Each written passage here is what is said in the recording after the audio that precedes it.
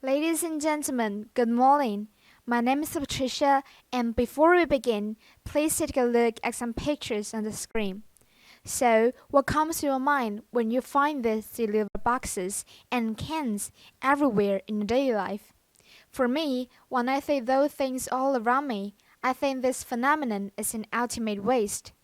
However, in today's world, where recycling is highly valued, this, the so-called garbage, have possibility to become a variety of life art through people's innovations.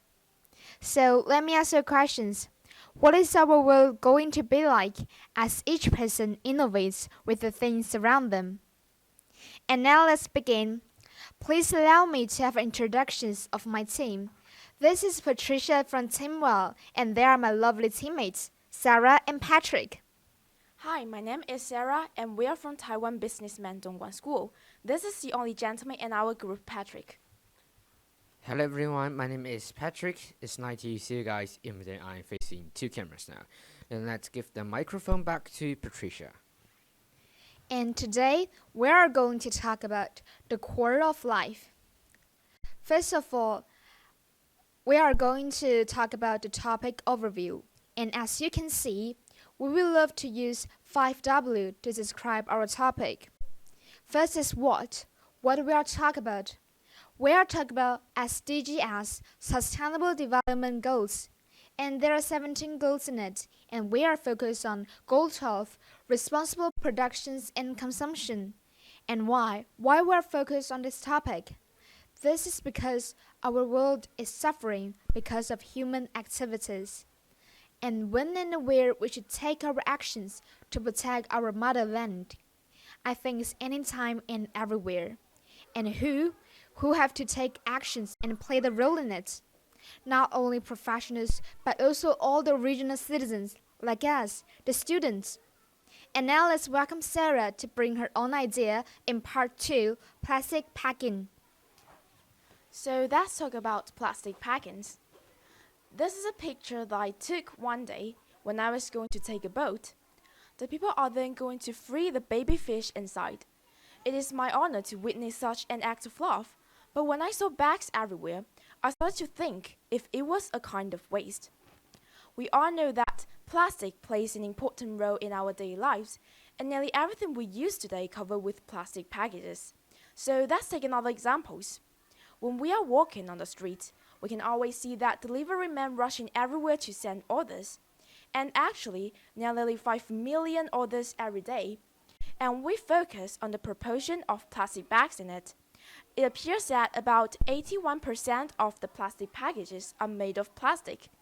So it proves that plastic is really the core of our life. But if there's too much plastic in the world, will it cause serious problem? The answer is obviously. First of all, too much plastic will take up too much land space. According to relevant information, it takes at least 100 to 200 years for the plastic to degrade, which causes a lot of damage to the land in terms of time and space. What's more, when plastic washes down into seas or rivers, the creature may eat them by mistake and even lead to death. Every year, about 100 million of marine animals die from plastic trash. And let's take turtle as an typical examples. The smell of plastic is delicious for them, so they always mistake plastic for jellyfish and eat them accidentally. Last but not least, plastic can be the nets for pets, and the residues are often the sources of infectious disease. So, what can we do to solve this problem? Let's welcome Patrick to give us some solutions. According to the information what Sarah gave us, shows that the environment is heavily suffered from tons of plastic. So how can we solve this problem? There are some ways that come from our daily lives. For example, bring our own bags when we go shopping, replace the carrier bags with garbage bags, and so on. These are all our life experiences, but as I see, they're passive ways. Perhaps they're effective, and the plastic waste is lower than before. However, it is still increasing. So, what is an active way? Look at this picture. In 2014 World Cup, the sportswear that 10 national soccer teams used were came from Taiwanese manufacturers and made from plastic. the Taiwanese manufacturers used a new technology that could turn the second-use plastic, such as plastic bottles or takeaway boxes, into clothes. Each sportswear are made from 18 plastic bottles, and these sportswear are even better than the general. By the way, in this whole 2014 World Cup, the fabricating cost of the sportswear is 13 million plastic bottles. That's a lot. That's all for the third part. Let's welcome the host of the fourth part, Patricia. So, after identifying those problems with myths and discussing how to improve them, we also run our own actions. As you can see, these are the great creations made by the students in our school. They use discarded paper cup, cardboard, and plastic bottles to make exquisite exhibits. I think this is a great innovation in recycling and a symbol that the consciousness of responsible consumption and productions have taken roots in people's mind. So, what have you learned from our long period of observation and research, Sarah?